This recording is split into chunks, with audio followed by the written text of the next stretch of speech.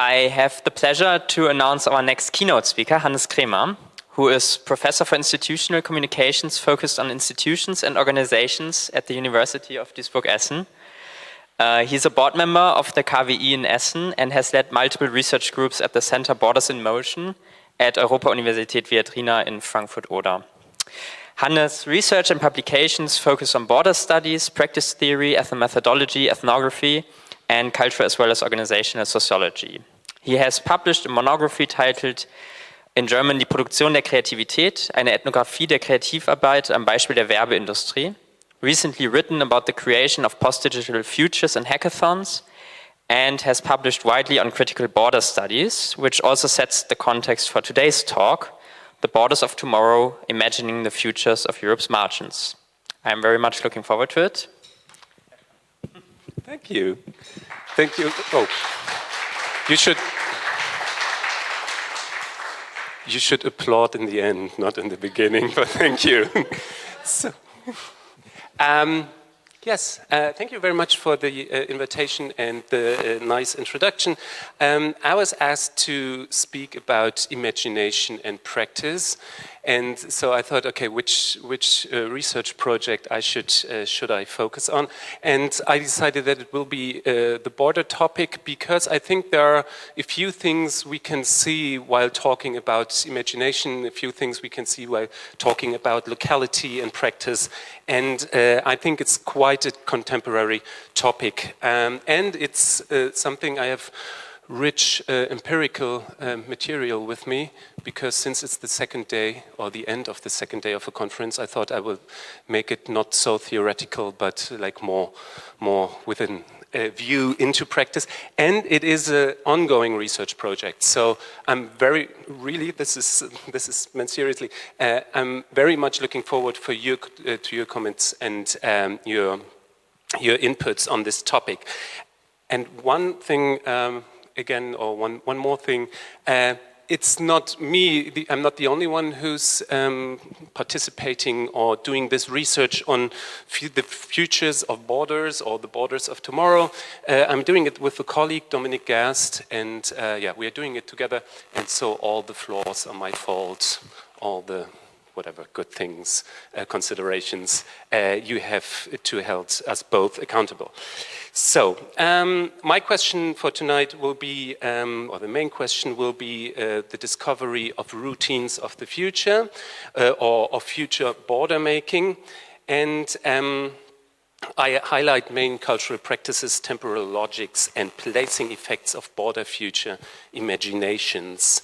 And so the one focus will be on the ways borders are postponed into the future. So what will future borders look like? That's one focus. And the other focus is, what are those futures? Or what are those border futures? So like they're interrelated, of course, but like they're two different things. Like it's content and form, to use a very traditional cultural differentiation. So I'm doing this by, I do have a very great, I would say, very great artwork by Ronald Rael. At the end, there will be a literaturalist who came up with this idea of the teeter-totter wall. So at the US, American, and Mexican border, where people can use this and play a little bit. And you can find a few other pictures of him in my presentation. And I think that's his way to deal with borders and with the future of borders as well. But my focus today will be the Europe's margins. I'm doing this by focusing on borders in general. So what are borders? What do we talk about when we look at borders? How are they related with time? And third, Frontex. That will be the case study I'm presenting today. We were looking at Frontex as I would call them future intermediary. That's in close relation to Bourdieu's cultural intermediary concept. So how do they produce something like border futures, Frontex, and what imaginaries are they using? Do they use there? Let's start with some very short considerations about what borders are and why are they interesting in this context. You see, I don't know whether you can see it. That's the beginning of border studies within the German-speaking realm, more or less. That's Politische Geographie by Friedrich Ratze, who came up with this idea of natural borders and started like with a very important contribution to border studies, and he's still quite famous, although it's quite more than 130 years ago that he wrote this book. So why border studies? Because referring to the conference call for papers, places are considered to be sites of ongoing struggles and contestations that cannot only consolidate, but always also challenge the taken for granted and are themselves characterized by competing materialities, temporalities, allocations, and so on.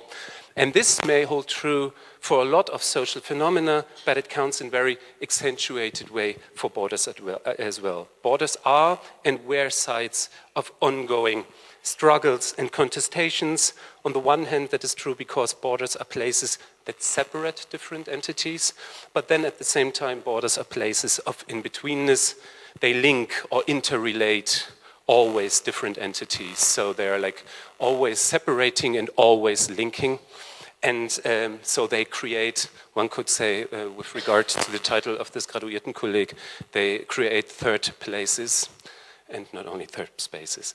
So while border studies studied for a long time, let's say, border studies were mainly a political or a politic-scientific endeavor, and they were considering borders for a long time, as one could say, as a line in the sand. That's a quote from border studies. So a more or less clear cut between two entities. And it just recently changed that people start thinking about or looking about different approaches on borders. And this is, there are a few literature study scholars here, I think. You may be familiar with Gloria Anzaldua's Borderlands. So this is the space, or like this step where it starts, but not enough people mentioned this very great book, actually. And so, so on their back, or on like other important books as well, they started figuring out that there are more like clear-cut differentiations. But while, just with a slight remark to a very famous colleague of ours in sociology, that's the way a few sociologists consider borders look like. They are a line, a barrier border. This is very, quite famous, this book, or like the research, this is the research behind the book, Selektiermaschinen by Steffen Mau. So this is like more or less relatively clear what a border looks like. That's the line in the sand. But then after a while, people start thinking about different approaches towards borders. So it's not like the line, it's more like the borderland, it's the area around the border. Borders are methods. They are like a device, an intellectual device to change or to do things, actually. They started thinking about border as a practice by talking about bordering. Henk van Houten is like quite famous by making this claim about bordering. He's now more or less doing consulting work for the Dutch government, and as a side project he has some research on borders. And then there's like this idea that borders, they have to be produced, like that it's work to deal with borders. So for another paper, we tried to link this border work with future work. That could be a different headline for this presentation as well. Then there are border making from a borderscapes concept. That was like a cost network. They had this border research on borderscapes, or this research on borderscapes. By Brambilla from Italy and a few others. And then there is this critical border studies from Germany. They do this Grenzregime-Analyse, so it's a very, I would say, German kind of approach towards borders. And while they were talking about migration for a very long time, now they talk about borders, but they just recently started it. And so they speak about doing borders, and then that's something for Robert and me, border practices as a term, since we had a PhD student who made her PhD about this. So, like different approaches that deal with this idea of not of borders not as a line in a sense, but like practices that needs to produce those borders. So that the finding from part one would be from borders as lines in the sand to borders as complex entities. Now they all speak about complexities, so there's this complexity approach, so different dimensions, they are related in a different way or in a certain way, and so that would be the focus. So, but how are borders linked to temporalities? How are borders linked to time? I mean, that would be quite an easy, maybe, question in the beginning, because everybody can think of borders as they have history. You see the former border between West Berlin and Kleinmachnow. So where you're sitting, there was the house of my grandmother, and on the other side, behind the car, there is West Berlin. So, and it was like really closed. So you weren't able to walk down there and stroll with your dog or do whatever you want to do. But this is like a very this is the usual focus border studies has on temporality as well as on materiality, by the way, is to look on it or at it by looking at its past and its representation. A very famous and I think very productive and interesting idea was the idea of phantom borders. So the idea that the borders, although they vanished, they do have effects. This is very striking, I would say. You can see the former GDR, and you see like their election behavior differing from Western Germany. The same for the Polish elections. You can see it if you look at this childcare. The number of childcare possibilities within East Germany compared to West Germany, you can still see those borders. There are like a lot of those examples. This is a very nice, I think, very nice example of seeing or watching, discussing borders with a perspective from the past. But since we are engaged more with the borders of the future, so let's talk about the approaches there.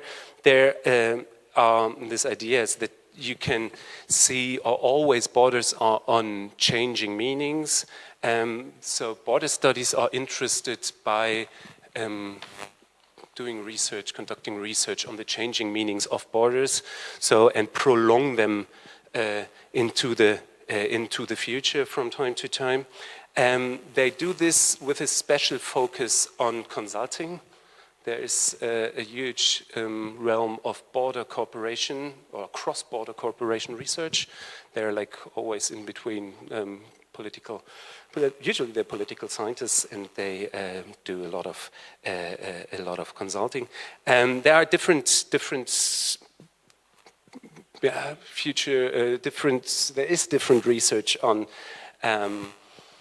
ideas how they different or certain topics will have an effect. So the idea of migrants being at a certain place and envisioning something that could happen when they cross the Mediterranean or when they do whatever and when they migrate, this is something border studies started to think about. So they started taking those hopes and dreams and the nightmares people perceive, but like those stories into account by thinking about them as well. There is a very large research section on emerging threats and preparedness. So, like more or less a preemptive kind of logic. So you have you have the border as a place where threats could emerge. Finland was an example which was discussed recently quite often because they do have quite heavily armed border, and they that would be an emerging threat they envision, and then they somehow try to prepare for possible attack by Russia. And then there are a few, but only a few, studies on borders, imaginaries, like usually in the context of technology and digital transformation. There's this new project by Trautmannsdorf and Feld. Actually, it's not new, they just like finished it, but that's like only one of the rare examples for this kind of thinking about imagination of borders. And then there's this future engaging perspective where people try to have a perspective on how to change borders to be a better, and then you add the thing you want to add, a better security station, or a better place for cross-border cooperation, or a better place for like condemning petty trade, or for stop smuggling, or whatever. And then there's the perspective, I would say, we follow, this is like we would consider borders more as a method or more as a concept, and talk about border futures as border practice, so they are enacted and accomplished as practices. And it's like future practices are those practices that societies or social entities use to deal with the future. So there are like different ways to deal with the future. One way would be to envision, to do scenarios, to think about the border. Another way would be to not think about it. How's this bird called in English? The one who puts his head in the sand? Ostrich. Yeah, would be the ostrich method. That's a method we experience quite often by when we talk about climate change, for instance. So. Two perspectives I want to look at. What are the forms of border future imaginations, and how do they get a hold of the future? Question one. And what futures do they describe? I would say we tackle, with this perspective, we tackle something which is not the usual perspective on borders and the temporalities, as it is, as I showed before. And I want to do this by or I would like to present a case, and the case I want to present is our Frontex risk analysis. Who is aware what Frontex is? Oh, that's a pity. I thought it would be more. So I say a few words about Frontex, but not that much, because that would fill the last 30 minutes I have left. So I try to be a little bit, faster. No, not faster, but yeah. If you have questions afterwards, we can talk. Can talk about it.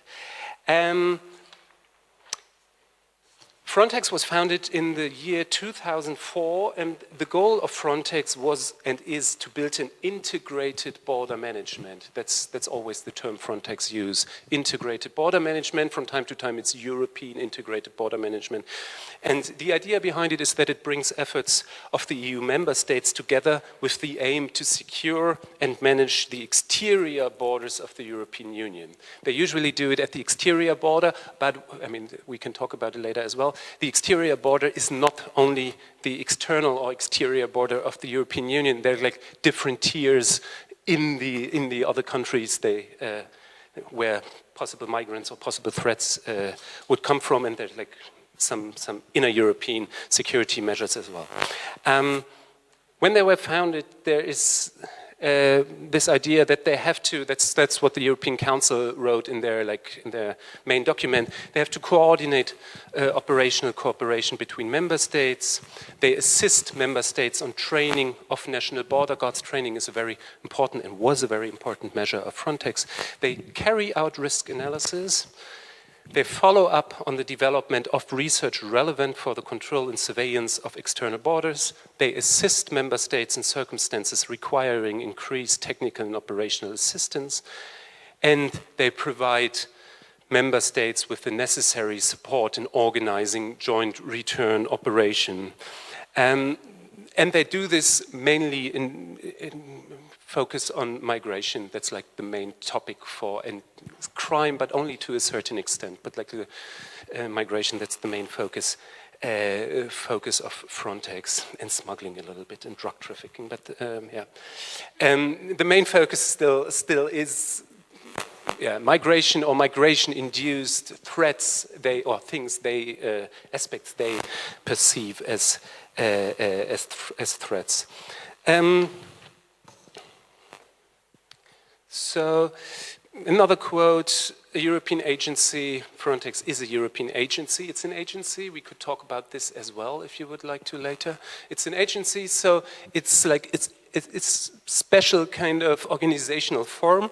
It's an agency for the management of operational cooperation at the external borders, and is hereby established with a view to improving the integrated management of the external borders of the EU member states and the European Union. And what changed in the last year is that usually Frontex, if you have a picture of Frontex in mind, you usually see border guards, and you perceive them as Frontex border guards, but they're not. They're border guards from the states, and they only have this border guard kind of emblem there on their arm, and but they change because they start to get their own personnel, or their own people working for Frontex, and they're trying to have a uniformed services, which should eventually by 2027 include 10,000 officers. So 10,000, and if you talk about, that's the staff number, and if you talk about the money they get, they're like, it's rising. So what I want to speak of, there's a lot of preliminaries, but what I want to speak of, I want to speak about the risk analysis, the thing he apparently has into sight, but he's not the only one having things into sight. It's a research project I'm not following right now, but I would really like to watch those pictures always. They're taken from Frontex. I mean, they're always looking somewhere into the wide open, the other side, trying to grasp the dangers they have. And how do they grasp the dangers? They do it by conducting risk analysis.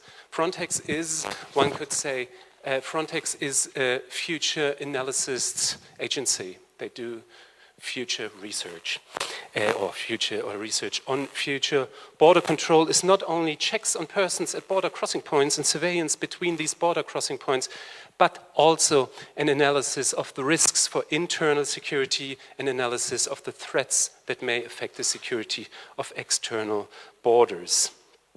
This is interesting because the border itself becomes a place of risk management, and a certain passage point where risk is affiliated with. I mean, there could be other passage points, but they decide that the border is it. And at the same time, risk analysis are practices of imaginations because they are used to identify dangers and risks before they occur, and they are supposed to identify countermeasures to prevent or prepare for such threats. And the data for such risk analysis is collected by the so-called risk analysis unit. And they comprise of different members, so there are experts from the member states, administrative as well as intelligence members. There are workshops and assessment meetings where in a kind of roundtable manner different people come together. And there are Frontex people. I mean, there are like people working on this topic every day. And they're like somehow structured in so-called risk analysis networks. There are different risk analysis networks on different areas around Europe and so on. It's like quite a complex thing. And they by producing those risk analysis, they follow a certain model. I don't want to go into detail, but just like only to show you how complex this kind of risk analysis is, the so-called Common Integrated Risk Analysis Model, CIRAM. And there are different ways, different risk analysis. There are like weekly analytical briefs. Those are the ones we cannot get a hold of. Like the first risk analysis that are published for the wider audience, I mean, for us, there are like half of them are black. So, I mean, you cannot read anything. And then there are those weekly analytical briefs. There's a daily risk monitor in Warsaw where they do have different informations coming together. Then there's this annual risk analysis you can access, and there are strategic risk analysis I would like to speak of today, or I want to show you today. How much time do I have, by the way? Because I've figured out I'm talking, going further, and then you give me a sign? Half? No.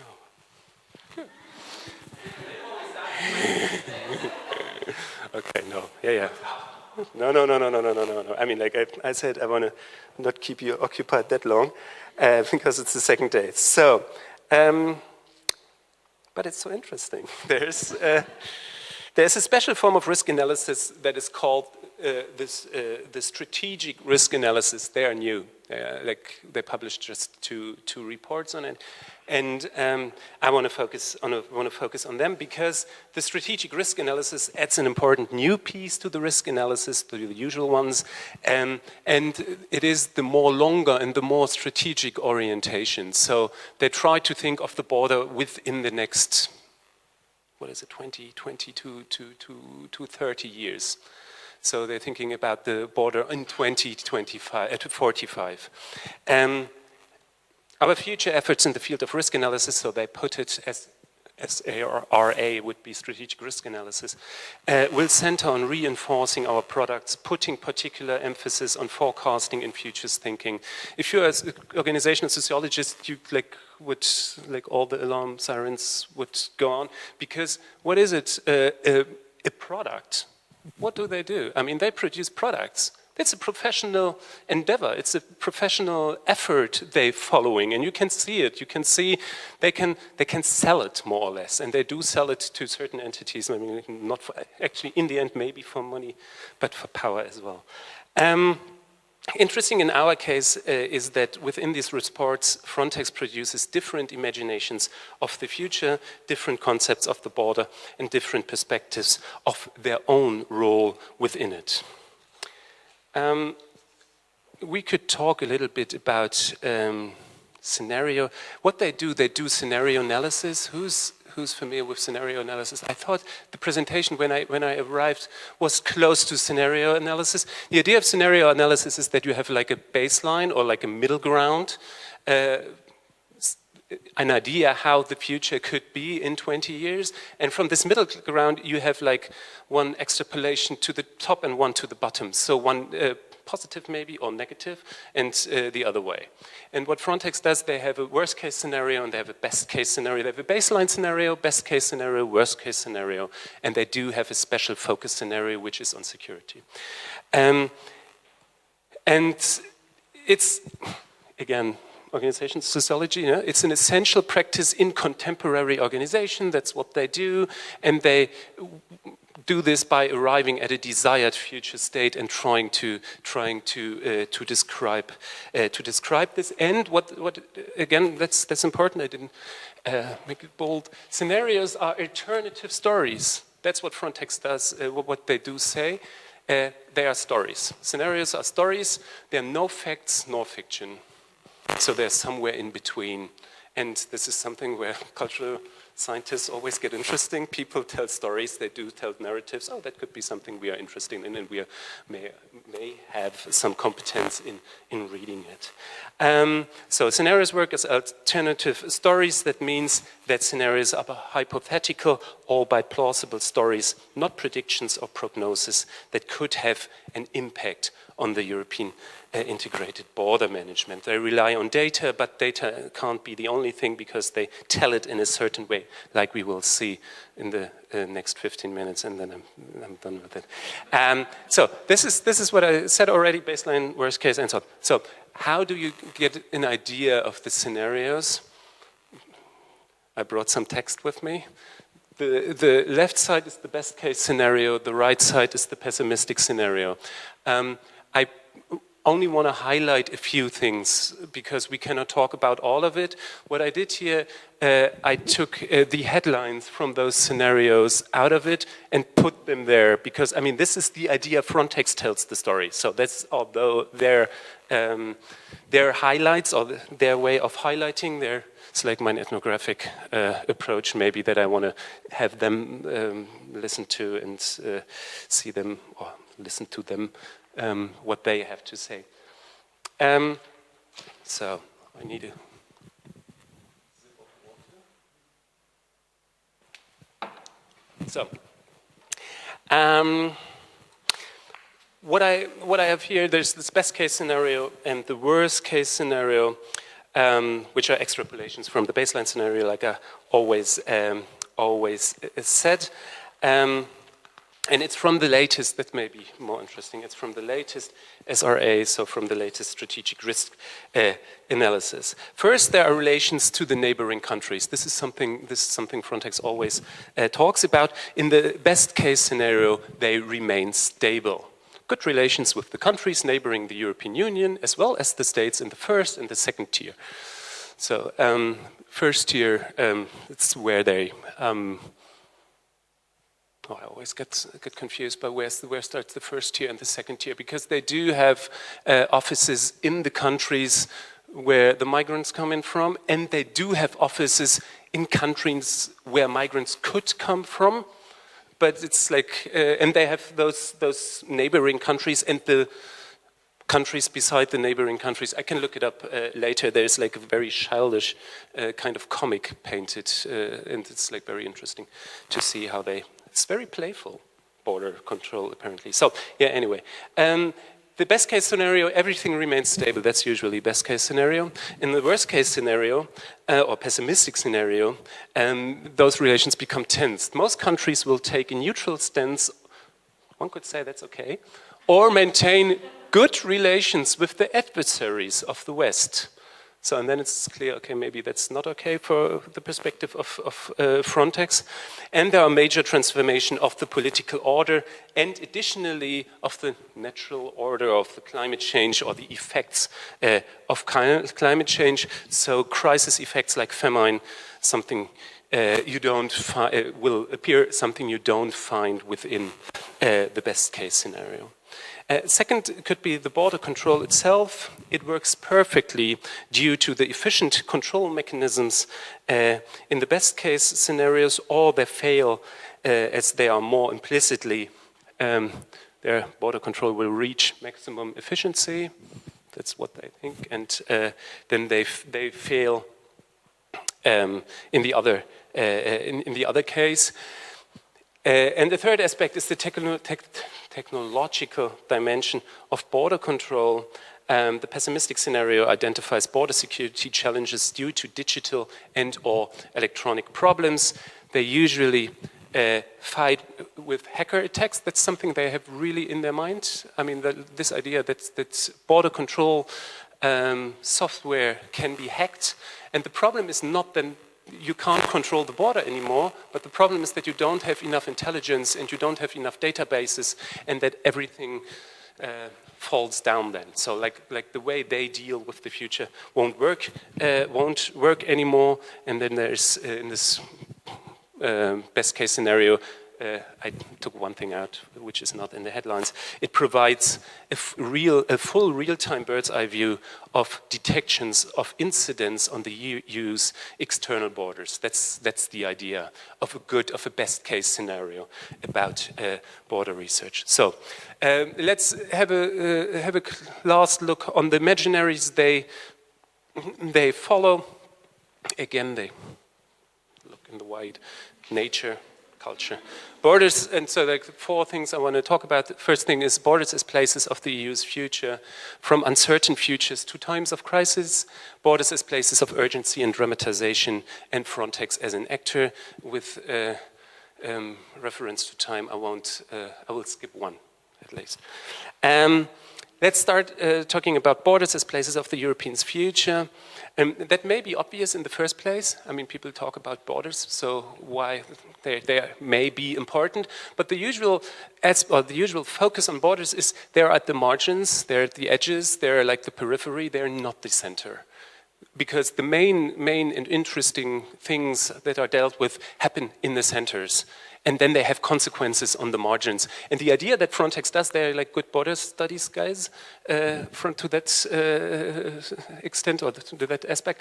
And what they do is they place the border in the center of Europe's future. That means borders relates not only the management of the external borders, but furthermore, and let's make no mistake about it, to the preservation of free movement within the Schengen area. That's like defense line of free movement is at the edges, is at the borders, and that's like what they focus on. This is a very clear relation between outer security and inner peace, and this is getting more and more foggy the more recent those reports are, but still you can see a direct link between inner and outer European borders. And then there is there's one example. Recent months have seen monumental events and challenges. That's the attack on Ukraine, that have affected the safety and well-being of all Europeans and will transform the entire picture of EU border and migration management for many years to come. And this is a very common way, I would say, to bridge two different scales. I mean, like the two different scales at least. So there's border and migration management, Frontex core focus, and all Europeans on the other side. How is it possible that they speak for all Europeans? That's only possible because they bridge it, and they bridge it in a certain, like, not very complex way, those two scales. This is happening a lot within those reports. We could talk about this, if you like, later. One could say borders are a realm of at least equal importance. Another case at the same time, borders are the place where certain threats are conquered. Borders provide challenges, but also opportunities to counter terror, as they offer a geographical area where the authorities can enforce executive, prosecutorial, or judicial actions. So the border itself is the very designated location where to address certain problems. So it's not only a border crime problem, rather it's an overall problem which can be tackled exactly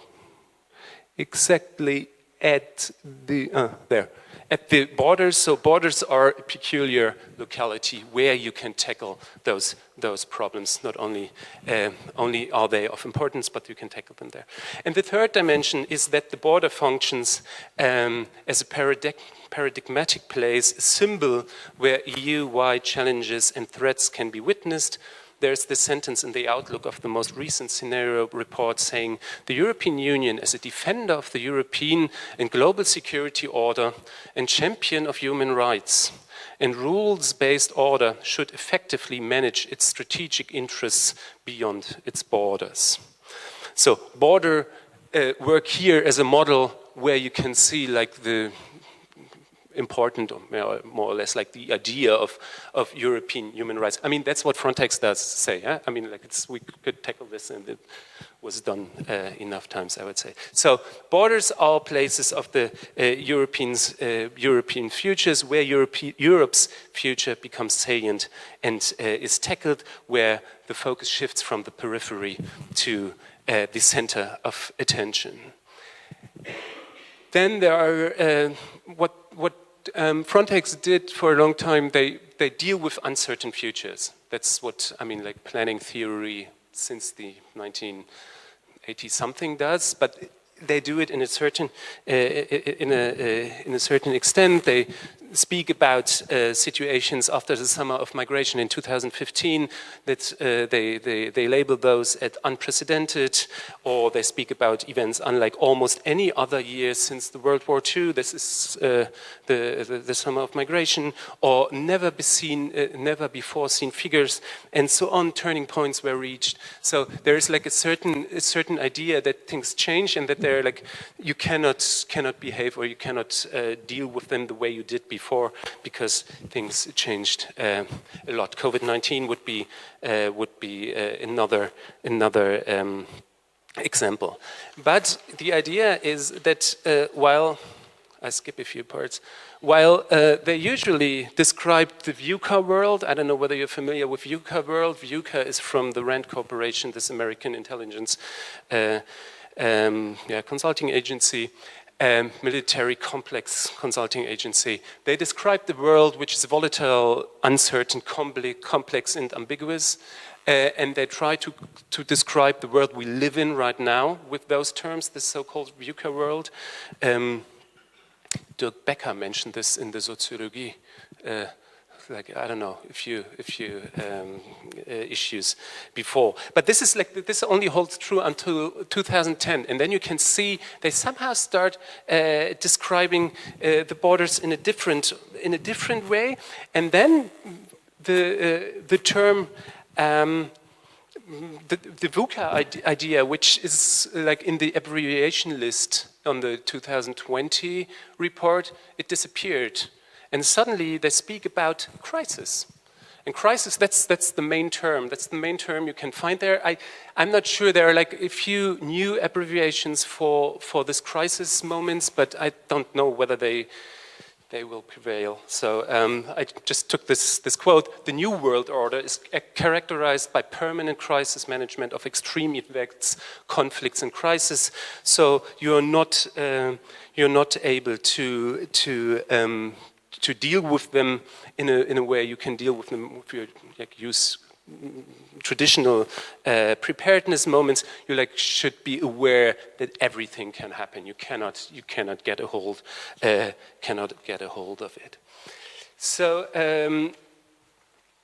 that means for the borders of the future or the borders of tomorrow that they will change, and no one exactly knows which direction, but even the conservative or optimistic scenarios or the best case scenarios make clear that the border and the security in all its facets have to be imagined as a place of threat, danger, and real uncertainty.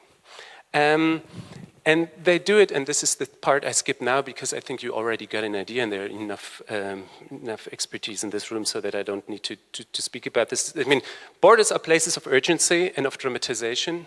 So, like, it's a certain way they're perceived with a certain style, and they, this is like always this. Even in the positive or optimistic scenarios, they do speak about those threats and dangers the whole time. I mean, that's their job, but it's like, it's suspicion everywhere and so on. So let's skip this and come to the last point, which is like a very sociological point, because Frontex inscribes itself as an actor. What Frontex does there in those strategic risk analysis, they describe themselves as an actor. They do it in different forms. They describe themselves as a future analyst. This means the risk analysis are a very good example of this competence, and they do have the competence to conduct those future analysis. And they do it like I've shown, they do it in a professional way. And they do it with some systematic methods and so on. It's like we can talk about it later if you're interested about it. And they also describe themselves, or they position themselves within this future imaginary. They position themselves as an actor, as an agent within it. So they do not only describe the future that is coming, they describe their self and their place within this future. And they do have an important part of it. And then you have like those pessimistic scenarios where they usually try to tell everybody, I mean, if you don't want to have those border security anymore, everything will go down.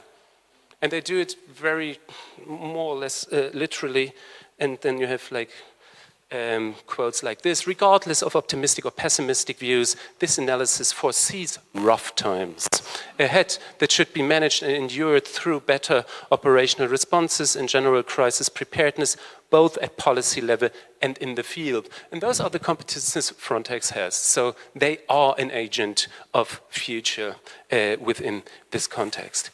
And another quote, we can skip this, and they do it. That's what's like what I skipped by talking about this urgency and the dramatization. They are creator of effects. It's like it's not a neutral kind of story they tell. It's a very engaged way of telling you how to think about border future. And that brings me to my end. Thank you. No. Thank you for your view. That was kind of sympathetic. So borders are a center stage. Borders, places of change and uncertainty. That's what I said. places of high urgency, threatening and dramatic nature, and they are places of futures shaping, and not only in the border sense, but that's the way what Frontex would say, there are places of futures shaping in the more general sense. If you want to know the future of the European Union, you should look at the border. That's what Frontex does. There's another Roland Rail idea how to deal with borders on the US-Mexican border. What I would like to say in the end, what our next research steps would be, we do not want to look only at Frontex, so the next one will be the no borders networks and other contexts we have to do research on, and I mean, they're not so easy graspable as Frontex is, although even Frontex is not that easy graspable, but so it's like, it's a lot of sociological footwork we have to deal with in the next steps to see the counter narratives and the other ideas how to deal with Frontex. And yeah, maybe next time I'm going to talk about this. Thank you very much.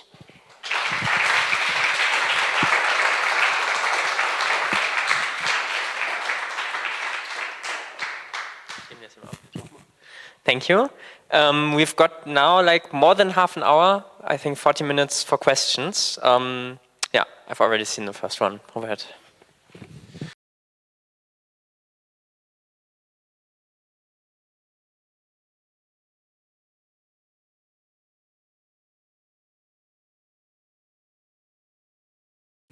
Thank you. I would say make it very much clear that they are only a part of it. So they are an agency. So they got the idea that they have to work. They got by the governments. So and it has to be something like a strong and an effort together of those states that they can provide security of the border. That's the idea you can read everywhere. And it would be interesting to take all the psychoanalytical ideas of Wendy Brown at the end of the book and to make them empirical, because that's my problem. What she does in this book, she has this Saudi Arabian border pictures at the beginning. So ideas how Saudi Arabia is building their borders with minefields and whatever, and then I don't know where it comes from, but it's very psychoanalytical idea of talking about borders, and one should, and that would need more in-depth analysis to make it more precise, and maybe read it against or with her. What I don't like about this idea of walling or fencing is that this is only one aspect of border. It's not about fencing. I mean, like half of Europe is flying over the Mediterranean, and only half. I mean, that's the real. I mean, that's the disaster actually. Yeah. I mean, like there are people using the. I mean, that's modern society as well. They're disastrous, but so they're selection devices. So there are like a lot of goods, a lot of people can travel across borders, and that borders make it possible that they can travel. And that they can travel in a certain way. It's not only about walls, it's not only about fences, it's like fences and walls are only one aspect of those borders.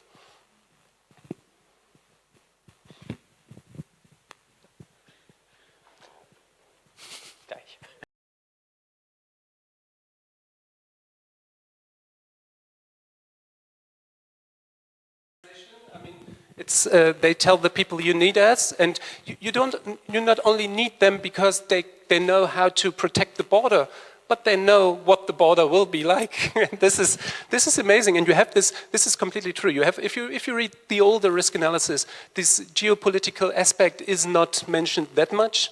It comes into focus more often, especially in the last report I've shown you. I mean, but there's like, within border studies, I mean, that's interesting, because within border study there are those geopolitical journals, and on the other hand, it's the border studies journals, the borderlands journals, which are more like anthropology, history, kind of cultural sociological, and then on the other hand, you have like this big narratives. the geopolitical journals usually follow. So you read the border will be, and I'm more leaning towards this perspective, which is clear. So that's maybe I'm blind on this aspect. Yeah, I mean, what is interesting as well in this case is that they are like very. They try to take daily political incidents into account. They do talk about Ukraine. They do talk, not openly, which is interesting because I thought it was published at a certain point. They could do it more openly, but they didn't. They do it in other cases. They do it on Twitter, for instance, so they're like very, very recent, very aware of all those things that happen. So that's interesting. I'm even more aware than like this very general geopolitical talks about the world changes, Zeitenwende, it's a new time. But they're very precise in it.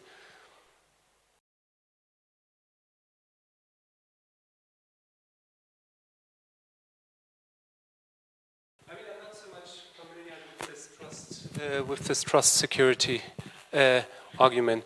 But what they do talk a lot about technology. They don't stop talking about technology and certain kind of working together between different intelligence agencies. And there's like a lot of database information going on. There's like they usually talk about threats and like terrorists.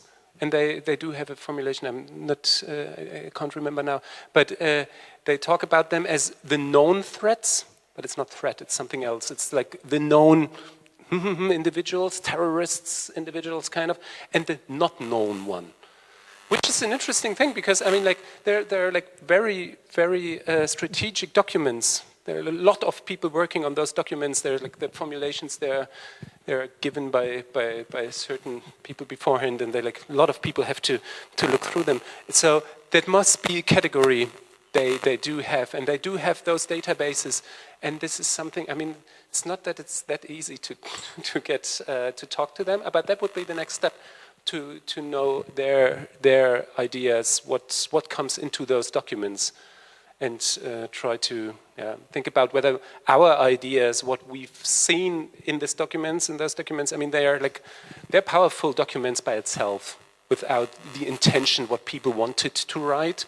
But it helps maybe to get a hold of one formulation or another to get more information on this. This is another thing we try to do next time we want to do is serum analysis with students. We would like to use this risk model and try it. I mean, like it's not a real practice because it's like we're doing it, we're conducting it, but it's like we're conducting it for ourselves, but trying to understand what are those different aspects within it.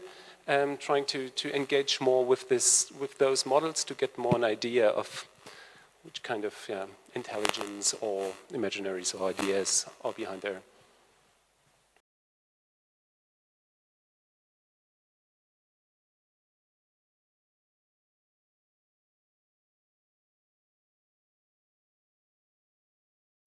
Yeah, you're completely right. There is a lot of critical border studies going on from within academia as well as not from within academia. And there's this very interesting paper about pity trade, about people at the White Russian border. I mean, like before the war in Ukraine started. They're smuggling stuff within their jackets in the buses. I mean, like very, like not a lot of money, but like they do live from it. And it's like it's a counter practice indeed. There's like a very nice border studies paper on it. And the border guards, they know them, and they don't look at it. So after a while, and from time to time, they have to look at it, and then I mean that's the point the paper makes, and they have to take a few people out and so on. And this would be quite interesting to get there. What we tried, I mean, because you asked for the directions, this was like part of a much bigger project we tried to get funding for, and we didn't. We failed. And the idea would be to have different case studies, and Frontex is one No border network is another. A cross-border cooperation is another one. Art at the border is a very interesting one because a lot of critical border thinking happens and imagination happens around art-based practice or about art at the border. And then it's not that easy to get a hold of a starting point. This is the thing we're struggling with, and they make it quite easy to have the starting point. No border network does it as well, but even if you start looking at those galleries, and I started looking at border art galleries around Europe, and that's not so easy. I mean, even if you don't, if you start not speaking languages and so on, they're like different art contexts. A critical art context. You can look at, and this would be the idea, to collect different perspectives on it. And I completely see we have to counterbalance this, because I mean, like even that, I think it's more or less clear for the most of you that this is like, yeah, an idea and a special way of treating things with all those consequences, decolonizing. I'm like more sociology and organization guy, and there's where we have this border as method. I'm Mesadra, Sandro Mesadra there. This border as method in the multiplication of labor, which is like this, which is the same direction, but it's more like from an anti-capitalistic or from a capitalistic critique kind of perspective on this, on the idea that borders produce kind of exclusion and inclusion the whole time, and with a certain very colonial kind of perspective on it. So yes, smuggling is an anti-border practice. Is it the future? I don't know, because that would be always the focus. We should get in context where people talk about smuggling as the future of the border. So critical border approaches. I mean, there are like, yeah, no, we can talk about it later because it's maybe not for the bigger community. There are some activists doing interesting stuff there, and what it changed. Does Frontex change after the summer of migration in 2015? That was the first question, I think. Yeah, during this like, I don't know, span of maybe 15 years or something. Yeah. With the AI and all, like also the their image. Maybe there's no image. I mean, there happened a lot, because I would say this idea from uncertainty, which is something you always have to deal with if there's future, and this is they take it into account. And now there's crisis everywhere, and they do have like an intensified uncertainty. So they're like, the future gets more open, or possibly more open, but they do close it. So with Luhmann, it's a defuturing kind of praxis, one could say. And this is a shift one can see. And technology-wise, they do have this hacker incidents, but they do not talk that much about AI, not yet.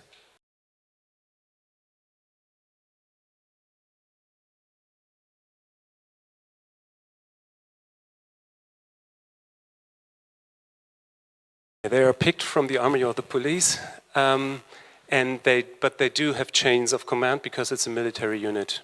There is, I mean, like there are officers, and they're like higher officers and lower ones. So, and they do put their units together with a focus on who do they need.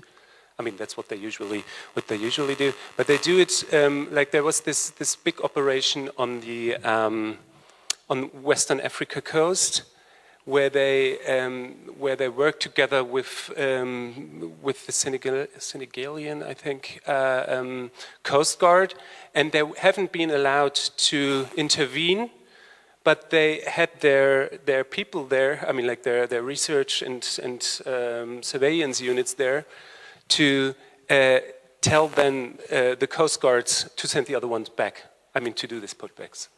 That was basically what they did, and so there are those different joint operations they have together, but it's like I said, it changes right now because they do have their own standing core, so they're getting bigger, and that's, I mean, what happens there, no one completely knows, and yeah. And there are people, I mean, there are people who are sent to Frontex, like police guards from certain, there's a YouTube video from a guy from Serbia, and he works for Frontex for quite some time. And it seems, so the way he talks about his job, it seems that he extended by himself or asked to be longer there than he was allowed, or than he was thought of in the first moment. This was the first thing. The second question, the first question was Risikogesellschaft, risk analysis. Yeah, I think one could, I don't know whether it's back. I don't know whether you're informed better there. But it's the term risk doesn't play a role for quite some time, and then it suddenly plays a role. One could do discourse analysis. I wouldn't know whether it's back. Because the risk analysis reports, they start later. I mean, Frontex is 2004, Risikogesellschaft is 83, 86? 86. 86 was Chernobyl, huh? 86. So it's 86, no, it's 20 years later. But what organization studies in those times does, they do find uncertainty very early, and was those military report guys from Rand Corporation did, they found this uncertainty and risk environments very early too. And so they started talking about it in the 90s at least. I mean, I know from places from the 90s, but Frontex doesn't exist at this moment. So, but there is this genealogy by Bernd Kasparek, who's interested in, and he's a border activist guy, who wrote a book on Frontex, and it's called an ethnography. I would say it is not. It's more a discourse analysis, but what he does, he tracks back the term of risk within Frontex, and how it gets there with all those EU Council kind of documents and so on.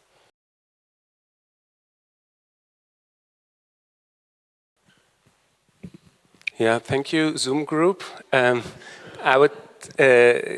think you mean liminal spaces in the sense of it's a space in between. So it's like this transgression moment where you're not already transgressed the border by itself, but it's more or less like a third space. That's interesting because that fits to the smuggling aspect, because from what kind of perspective is smuggling a practice of the border, and is it a bad practice of the border, or is it practice of the border it's like a main practice of the border, for instance. I mean, this is what we would say. We wrote this paper on methodology of border studies, and our problem is that they always look from the center at the periphery at the border, but one should look from the border at the border. So there's this text seeing like a border. So it would be the idea to see the border, and how far does a border go? I mean, depending on the practice. There's this practice of, I don't know the English word, of Nacheile, that in a European country you're allowed to follow a deviant subject or crime or whatever. You're allowed to follow until the border, and you're not allowed to follow further. But there is this idea of Nacheile. So if there are certain things the case, like murder or brutal violence or something else, you're allowed to cross the border with your weapon, and you're allowed to follow the other guy, and you're even allowed, depending on the country, to arrest them. Or to stop them, but you're not allowed to arrest them, I think. And you have to call the police and saying, I'm coming now with my car. So the question would be there, what does this border there is? Is this border further? Does this border stop at the moment where the person calls, and so on? And there's this interesting linguistic landscape research where you can see those border-related kind of communication patterns.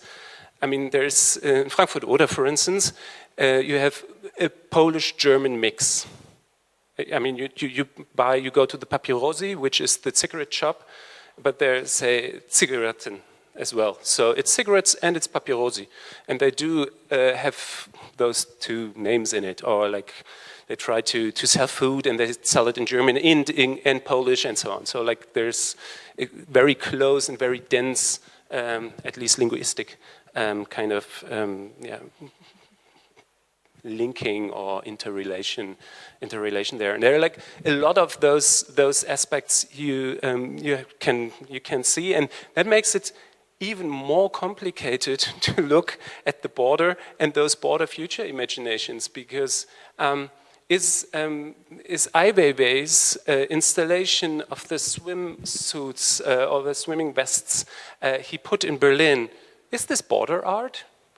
Because it has, those were swimming vests from, or with relation to people dying in the Mediterranean. But it's not at the border. Is the border suddenly in Berlin and so on? I mean, those are aspects, I mean, depending on the case, I would say, one should think of.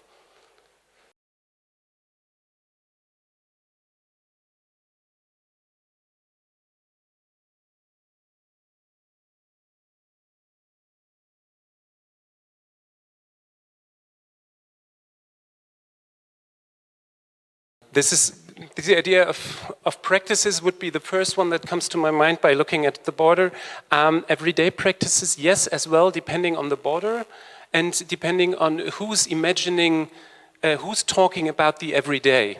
And how do I grasp this kind of imaginations within the everyday practices? Because the idea of everyday would be that they are so routinized, so taken for granted that they're like not questioned their everyday.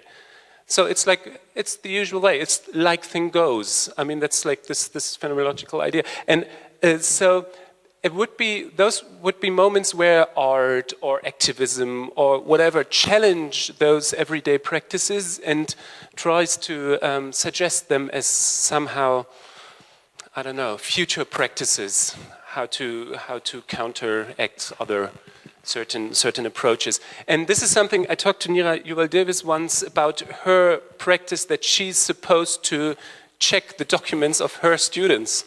And she said, no, why should I? And that would be a very interesting idea. How, I mean, who's giving you the idea that you have to do it? And how do you, would that be a way of the border of tomorrow? I think, so we've got 2 questions left, and I think then we are running out of time.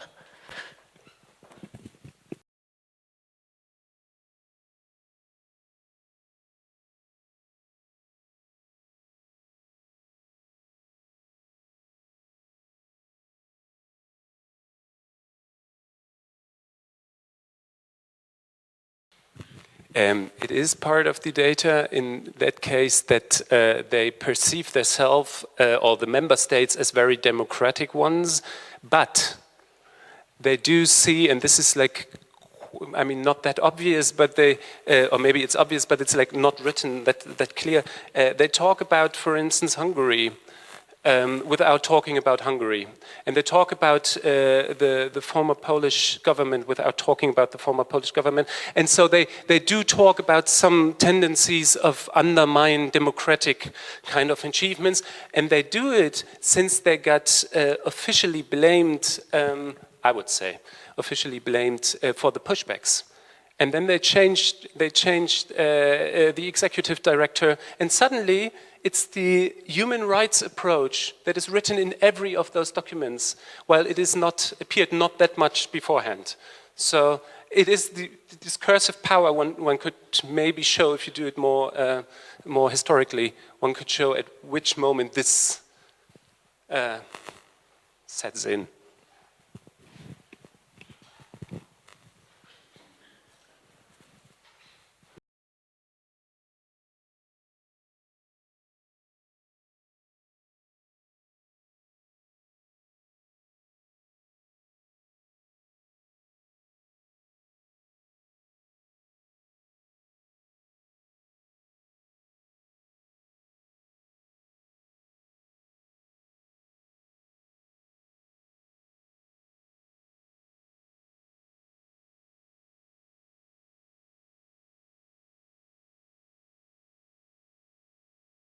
We're running out of time, so I'm gonna just add my question, because I thought about it when you were asking your first question, which is, did you ever consider also, you mentioned it in your talk, to think about sort of customs and looking at borders explicitly through how goods travel them? Because I was thinking immediately of that when you talked about the borders coming back, and of Brexit and how sort of border control was becoming a tit for tat. Yeah. Yeah, what bodies? course. And they're treated. And they're treated more or less the same way. There's like this logistical turn within border approaches by Frontex. So, I mean, they do talk about like very Foucauldian maybe about this population and goods, and they like try to shift them. And there are like there's some interesting studies on airports. How do masses get shift, stopped, and you can see same effects at the border as well. But they're not mentioned in this in those documents. I mean, we haven't seen them yet. But there are. I mean, that could be another approach. Some of our colleagues did it. Estella Schindel, for instance, who was very much writing on those pushbacks at a very early time. For instance, she went to these border conferences and to see how new border technologies are invented. That would be another good place, a place to start to get a hold of the imaginations of control and the control fictions and so on. And that would, maybe. So yeah, that one thing. And the one other thing is. I would like to look at the cross-border organizations, at those logistical kind of entities. I mean, what is the idea of trucker organizations? How do they deal with the idea of borders in the future and so on? And DHL, for instance, I mean, there are a lot of places where one could start, or there are like cross-border cooperation kind of economical work organization.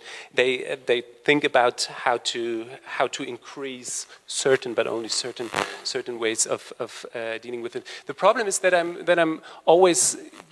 The problem is, I mean, taking this Eyal Weizmann case, for instance, they do not talk about those practices, and they do not talk about reading suddenly Deleuze, what he does. Yeah, I mean, he was saying the Israeli military, they read Deleuze, and then they started going through walls because you have deterritorialized and reterritorialized the land. And this is something they do not. I mean, although I think they're like quite academic the way they perceive problems there, but like those are details.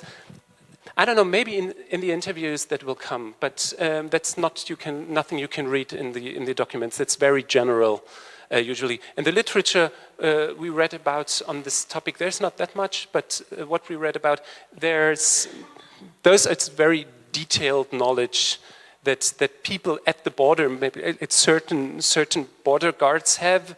There's this one study on U.S.-Mexican border where people know the clothes usually what the people wear who cross the border illegally. So they can see things like your fingernails don't fit the suit you're wearing, or like your haircut and certain things. But whether this has something to do with the future, I'm not sure. I mean, like this is always the struggle. It's not about border in general. I mean, there's enough research. It would be about the imaginations of the future borders, and this is something I cannot see there, maybe in other places. Oh, and they're coming back. Yes, they do come back, and that's what